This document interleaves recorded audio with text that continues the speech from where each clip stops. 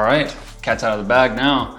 Welcome to my 12-week series on training for the Austin Marathon. This is actually gonna be my first road marathon. I've done ultras, 5K, everything in between, and I've never done an official road marathon. So this is gonna be my first one. My goal here is kind of just to get a benchmark and just get a number. I have some pretty lofty goals for 2026 for my running, and I would like to go sub 3. Who knows if that will happen on this first one, but we'll see, right? So that's kind of the overarching goal. I'm gonna give out my official 2026 fitness goals around New Year's on my Instagram. So if you don't follow me on Instagram already, head over there, Dylan C. Truesdale. I'll put a link in the bio, but I put out a lot of short form content there, running related and really kind of all race related, but that's not what this is about. So I'm gonna kind of go over like what this week was like. I'm just now kind of running towards the end of the week. You know, I just did my long run today, half marathon, finished in about like an hour 58. Nice, easy, just conversational pace. It was, you know, kind of cold and wet, a little uncomfortable out there, but ultimately knocked it out and it wasn't too bad. I have one more run tomorrow. I'm running from Tuesday to Sunday with a break on Monday.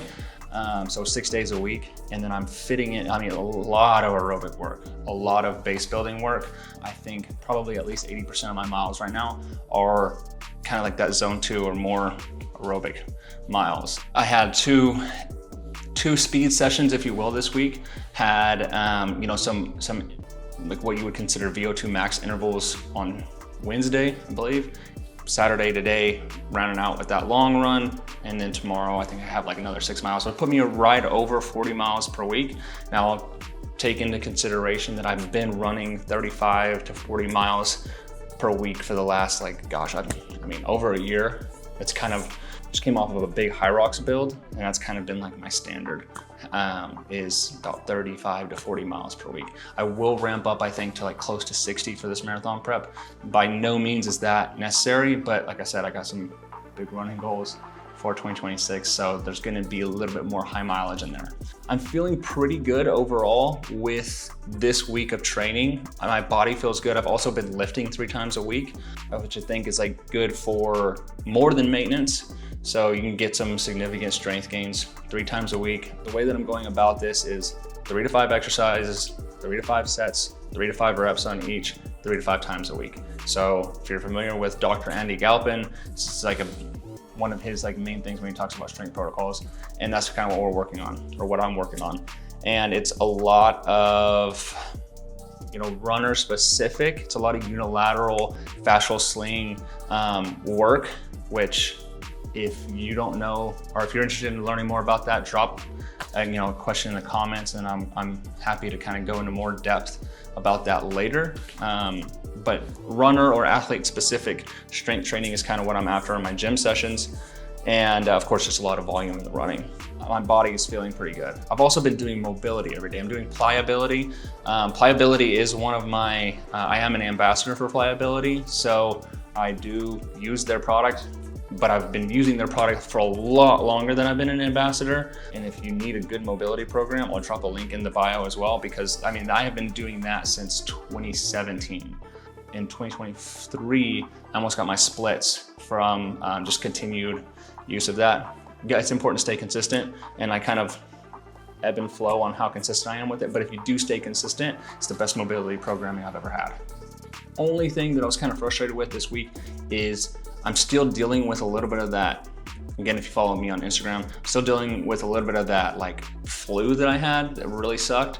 So some of the runs were slightly affected, but I was still able to hit all of my targets. So I'm happy about that, but there was definitely some easier parts that shouldn't have felt as hard as they did.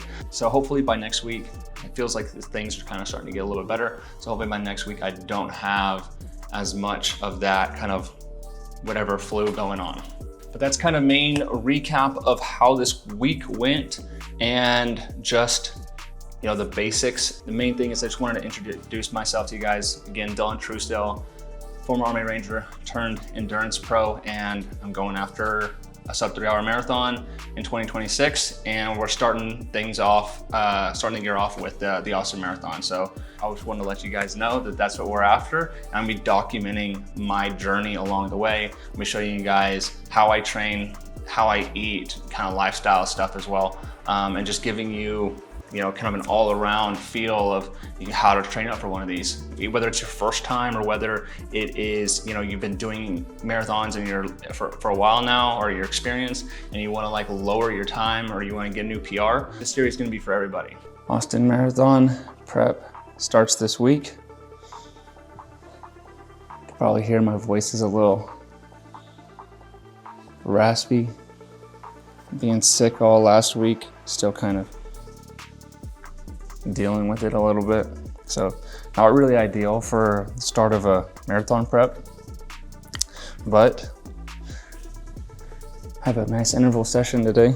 So it'll definitely be interesting. That I'm stoked. I'm actually stoked for, but definitely wish that we weren't going into this prep right off of illness. But sometimes sometimes there's nothing you can do about it. All right, here we go. All right, just finished up my long run. Almost forgot what I did just now. Just finished up my long run for the week. I think I'm sitting at around like 35 miles, maybe a little bit over. And I have another run tomorrow that I think will put me at pretty close to like 41, 42, somewhere around there. I did not want to get out and run today. I've kind of been struggling with this thing where it's like I set my alarm, early to get up. If I'm training people, I'll wake up at 4, no doubt. But for my own training, recently I've been struggling with this, like, I don't want to be uncomfortable. Ironically, I don't miss any runs, but like, I don't want to, I tell myself like, oh, well, I'll wait until the sun comes out. I'll wait until it warms up a little bit. So now I've kind of recognized the issue and I'm like, okay, I got to get my head back in the game and lock in again. So I woke up at 5 and I got out of bed at 5 Saturday morning. And I don't think I got on the trail until 7:30. Now, typically I give myself like an hour to eat some oatmeal and let that kind of digest a little bit before I hit the trail. But yeah, it's tough. Pretty much wrapped up. We got, last run for the week on Sunday tomorrow. And then I'm wrapped up with week 1. Hardest workout of the week definitely was yesterday, actually, rolling 800s. The moderate, it's kind of like a fartlek run. So exchanging intervals between, a faster pace and a more moderate pace. But the moderate pace recoveries were tough. So I think I'm still dealing with a little bit of this sickness. Same sickness that took me out of High Rocks, Dallas. That, apparently it's the flu. Apparently it's like some weird variant of the flu. I don't know. I think it starts with like a K or something like that. I don't know. But it's kind of been in the news, like the local news. So I guess it's pretty bad. But I mean, it did suck. And I still got like shit coming out of my body. Not actual shit, but nasty stuff coming out of my face. I feel like that's gonna be taken and used so bad. But anyway, yeah, it's been a good week so far. I'm looking forward to next week, and we'll kind of just see how this thing goes. Big plans for a lot of running events in 2026. Of course, this is for Austin Marathon, just to get a solid marathon time, but who knows, how low I can get. I've never run an official road marathon.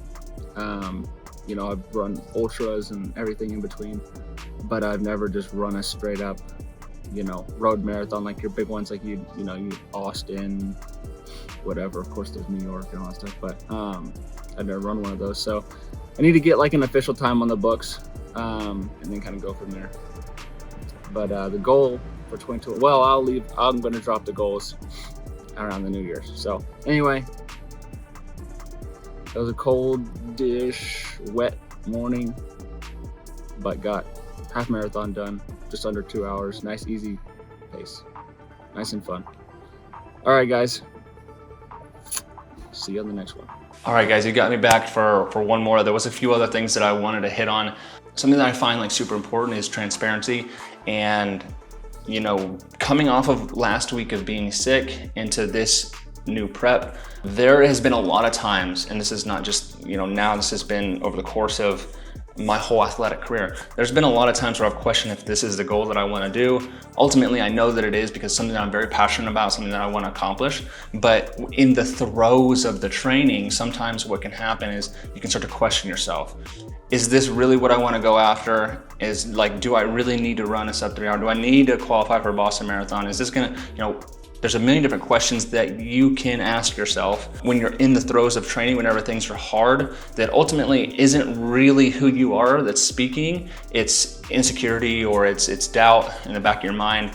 And the important part is that you can have that doubt, but don't let that doubt drive, right? Don't let it in the front seat. Go on the trip with you, but it's got to stay in the back seat. So keep that in mind. That's something that, like, at all times I might struggle with. It kind of just pops up, and it's something that, like, don't let anyone tell you. It's something that every athlete deals with.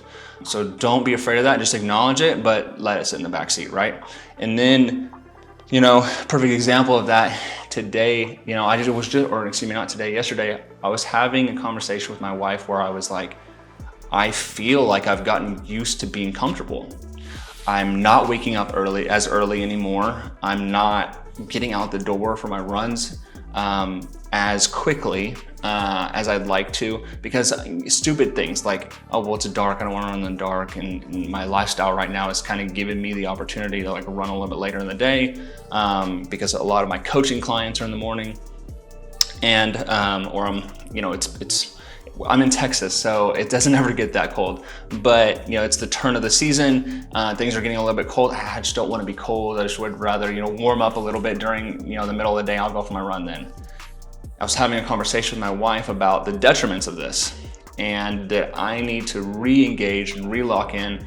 So that's actually a commitment that I made to myself this week for the rest of this training program, is to be more accountable, to wake up in the morning, to wake up when my alarm clock goes off, not snooze, and get out and get prepped and get out for my runs, and not stare at my running shoes for an hour and a half before I actually put them on and head outside, because that's something that can happen. And ultimately, towards the end of this week, now that we're approaching the end of this week, I've been able to kick myself into high gear. So if you're struggling with that, it's not a reason to quit. It's not a reason to give up. It's not a reason to say, oh, this just isn't me. I need to pick a different goal, or I need to start with this, or I need to accomplish this before I can do X, Y, Z. Just stay the course, because adherence to the course is going to be your biggest predictor in success. It's not your program. It's not any kind of like motivation. It's not the coach that you hired. It is strict adherence to the program, or to the program essentially, that is going to get you from point A to point B, whether it be losing 10 pounds or whether it be dropping 30 minutes off of your marathon time. Stick to the plan. Don't let doubt sit in the front seat, and then just keep putting one foot in front of the other, and you'll get there, guys. All right, now officially, that's it for this week, guys. Thank you guys for joining me. Don't forget to hit that subscribe button. That way you can kind of stay along the journey, and don't forget to like this as well, so we can try to reach as many people along the way. All right, guys, cheers. Excited.